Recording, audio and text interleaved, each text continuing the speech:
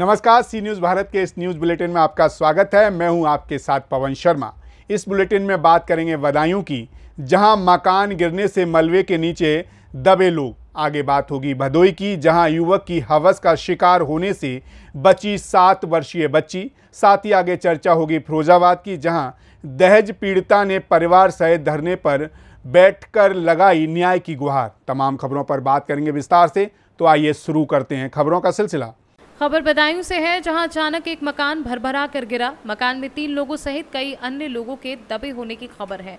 सूचना पर पुलिस प्रशासन रेस्क्यू करने में जुटा हुआ है। बताया जा रहा है कि आतिशबाजी की दुकान में आतिशबाजी फटने से यह हादसा हुआ है। रेस्क्यू ऑपरेशन में दोनों बच्चों को सकुशल बाहर निकाल लिया गया है। एक महिला, एक बच्चे की मौत हो गई है। मकान गिरने से क्षेत्र में हड़कंप मच गया है। मामला बदायूं के इस्लामनगर थाना क्षेत्र के नगर इस्लामनगर के मोहाली मोहल्ले का है। देखिए, अभी कस्बा इस्लाम नगर में मेन रोड पर ही एक मकान के डिमोलिशन की सूचना पे तमाम पुलिस फोर्स और प्रशासन के लोग यहाँ पे पहुँचे हैं। मैं और डीएम साहब भी आए हैं। सूचना जो प्रथम दृष्टया पता चल रहा है कि यहाँ जो ओनर है इस घर के, अख्तर अली, उनके पास, उनके फादर के पास आतिशबाजी का लाइसेंस था और कुछ भंडारण की संभावना यहाँ बताई जा रही है। जो डिमोलिशन हुआ है उसमें उनकी पत्नी सलामत और एक बच्चा तैमूर, उसकी मृत्यु हुई है। 2 बच्चियां जो कम उम्र की हैं, कुर्फी और एक तमन्ना, दोनों को सकुशल निकाल लिया गया है। दोनों स्वस्थ हैं, उन्हें कोई चोट नहीं है और प्रशासन के द्वारा अग्रिम कार्रवाई कराई जा रही है। घटने का क्या कारण? जैसा मैंने आपको बताया, कारणों का पता लगाया जा रहा है। अभी प्रथम दृष्टया ऐसा लगता है कि चूंकि यहाँ कुछ आतिशबाजी का भंडारण रहा होगा, संभवतः उसकी वजह से हुआ हो, लेकिन इसके बारे में पुख्ता जांच पड़ताल के बाद ही कुछ बताया जा सकता है। अभी रेस्क्यू खत्म हो गया है और बाकी अग्रिम कार्रवाई कराई जा रही है। देखिए, इसमें अभी सचिव महोदय द्वारा आपको पूरी जानकारी दी गई है। ये कस्बा इस्लाम नगर में जो कस्बे का बाहरी हिस्सा है, उसमें एक मकान 2 मंजिल का है, उसमें गिरने की सूचना प्राप्त हुई थी, जिस पर मैं और एसएसपी साहब यहाँ पर पहुँचे हैं। सभी को रेस्क्यू कर लिया गया है। 2 बच्चियों को सकुशल बाहर निकाल लिया गया है। एक महिला शमा और उसके एक बेटे तैमूर की, जो 5 वर्ष की उम्र बताई जा रही है, उसकी मृत्यु हुई है। अब कोई भी रेस्क्यू में अंदर कोई शेष नहीं है, मलबा हटाया जा रहा है मौके से। क्या एग्जैक्ट कारण था, इसकी हम लोग पड़ताल कराएंगे और जो चीज़ें निकल के आएंगी उसके आधार पर आगे हम लोग कार्रवाई करेंगे। सर, घनी आबादी में लाइसेंस देने की प्रक्रिया क्या रही होगी? ये विषय यहाँ पर अभी विवेचना का नहीं है। दूसरा, ये घनी आबादी का क्षेत्र नहीं है। जैसे मैंने अभी बताया कि कस्बे का बाहरी हिस्सा है और लाइसेंस कहाँ का है, ये अभिलेखों को देखकर ही हम लोग तय करेंगे। यहाँ का है, किसी अन्य स्थान का है, भंडारण था अथवा नहीं था, वो सारे कारणों को हम जाँच के दौरान। बदायूं से सी न्यूज़ संवाददाता मनोज कुमार की रिपोर्ट। खबर बहराइच से है, जहां लोकसभा चुनाव को स्वतंत्र, निष्पक्ष एवं शांतिपूर्वक संपन्न कराए जाने के उद्देश्य से रुपैडेहा स्थित इंटीग्रेटेड चेक पोस्ट के सभागार में ADG zone Gorakhpur doctor KS Pratap Kumar की वर्चुअली अध्यक्षता तथा डीआईजी देवीपाटन मंडल गोंडा अमरेंद्र प्रसाद सिंह व डीआईजी एसएसबी जेडी वशिष्ठ की उपस्थिति में इंडो नेपाल कोऑर्डिनेशन बैठक संपन्न हुई। बैठक में नेपाल साइड से बाके व डांग तथा इंडिया साइड से जनपद बहराइच, श्रावस्ती, बलरामपुर व लखीमपुर के वरिष्ठ प्रशासनिक, पुलिस, एसएसबी, वन, कस्टम सहित अन्य संबंधित विभागों के अधिकारी मौजूद रहे। बैठक में देवीपाटन मंडल गोंडा के आयुक्त योगेश्वर राम मिश्रा, लखनऊ रेंज के पुलिस अधीक्षक ने वर्चुअली प्रतिभाग करते हुए लोकसभा सामान्य निर्वाचन को सकुशल संपन्न कराने हेतु की गई तैयारियों के संबंध में जानकारी प्रदान की। इसके अलावा नेपाल के अन्य सीमावर्ती जनपदों के वरिष्ठ अधिकारियों द्वारा भी बैठक में वर्चुअली प्रतिभाग किया गया। बैठक में नेपाल साइड की ओर से मौजूद अधिकारियों ने आश्वस्त किया कि लोकसभा सामान्य निर्वाचन को स्वतंत्र, निष्पक्ष एवं शांतिपूर्वक संपन्न कराने में हर संभव सहयोग प्रदान किया जाएगा। बहराइच से सीनू संवाददाता संतोष मिश्रा की रिपोर्ट। खबर पाकुड़ से है, जहां आदर्श बिल्टू मध्य विद्यालय में प्रेमलता मरांडी के सेवानिवृत्त होने पर विदाई समारोह का आयोजन हुआ। प्रेमलता मरांडी का पैतृक गांव कालीदासपुर है, परंतु वर्तमान में वो गोकुलपुर में वास करती हैं। इस दौरान मरांडी ने कहा, अपने जीवन के शिक्षण काल में आदर्श बिल्टू मध्य विद्यालय में 23 साल गुजारा है। बच्चों व सहपाठियों को कभी भुलाया नहीं जा सकता। मरांडी पैरों से लाचार होने के बावजूद समय से स्कूल पहुंचती थी। शिक्षा के क्षेत्र में इनके कार्यकाल के 36 साल गुजर गए। उन्होंने 1988 में शिक्षा विभाग में अपना योगदान दिया और प्राथमिक विद्यालय कालिदासपुर की शिक्षिका बनी। वहीं विदाई समारोह में बच्चों द्वारा सांस्कृतिक कार्यक्रम प्रस्तुत किए गए। इस मौके पर स्कूल प्रभारी, शिक्षिकाओं, बच्चे समेत कर्मी मौजूद रहे। ये जो एक लाइफ था, मेरी सर्विस जो है ना 36 साल हो गए, 36 साल कुछ महीने, और तब से हम सेवा में बच्चों के साथ ही समय बिताए हैं और शिक्षा से जुड़े हुए शुरू से ही। इसलिए ये जो जिंदगी का आधा से अधिक टाइम मेरा शिक्षा में ही व्यतीत हो गया, और आगे को भी हम अपना जो कुछ आज तक गेन किया है वो हमारे आसपास के जितने बच्चे होंगे, जहाँ भी मिलेंगे बच्चे, हम उनको अपना शिक्षा अंतिम तक देते रहेंगे। सरकारी सेवा नहीं, बल्कि हम अपने तरफ से जो है वैसा सब बच्चा मिलेंगे तो हम उनको सेवा देंगे। पाकुड़ से सीनियर संवाददाता पंकज भगत की रिपोर्ट। लोकसभा चुनाव मतदान के पहले उत्तर प्रदेश ललितपुर के मदनपुर थानाध्यक्ष अजीत सिंह और मध्य प्रदेश के नौनिया चौकी अध्यक्ष की संयुक्त टीम के द्वारा सघन चेकिंग अभियान जारी है।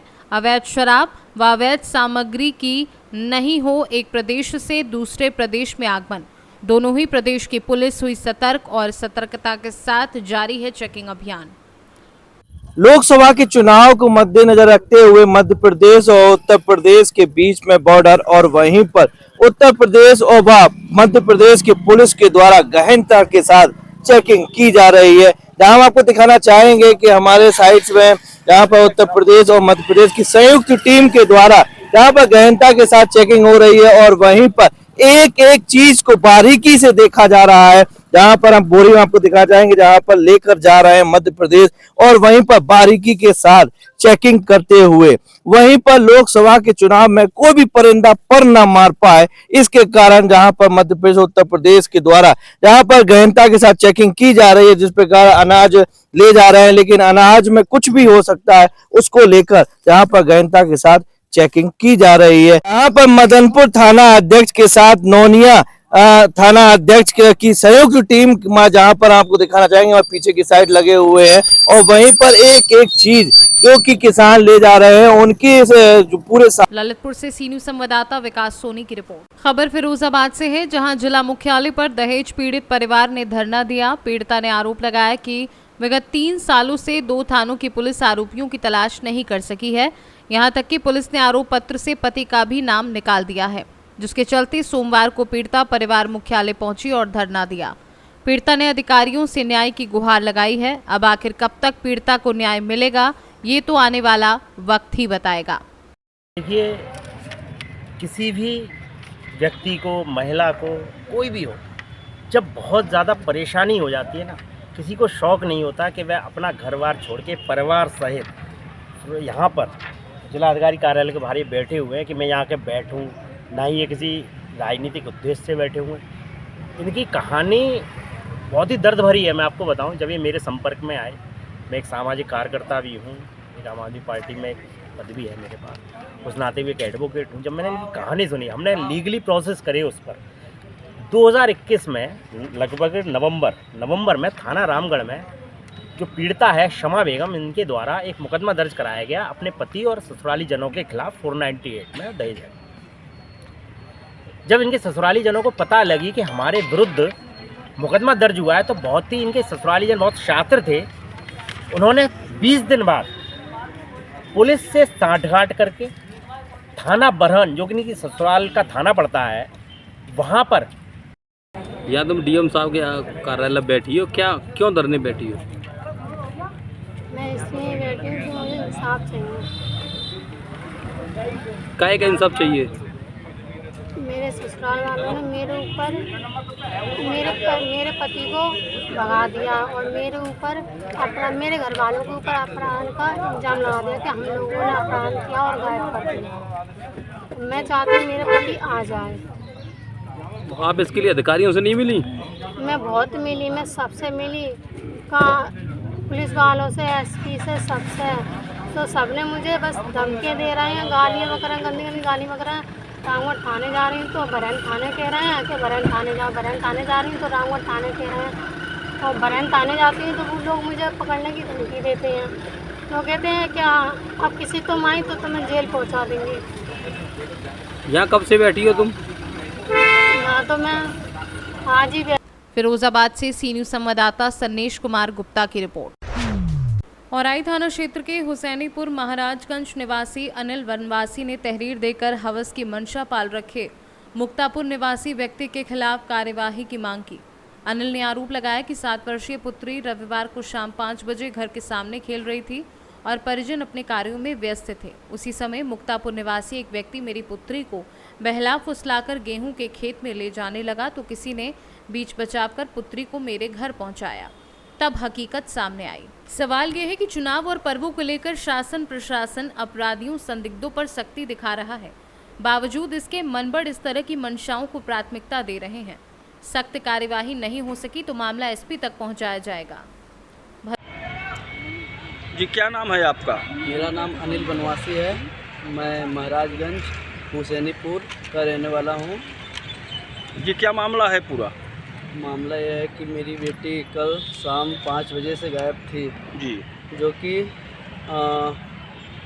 मुक्तापुर में किसी के माध्यम से पाई गई, जो कि बता रहा था गेहूं के खेत में पकड़ी गई, जो किसी और के माध्यम से लाया गया है।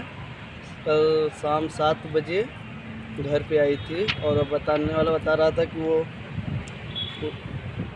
मुक्तापुर का निवासी बता रहा था, जो उठा कर ले गया था बहला फुसलाकर। कितने वर्ष की थी है आपकी बेटी? हमारी बेटी है 7 वर्ष की।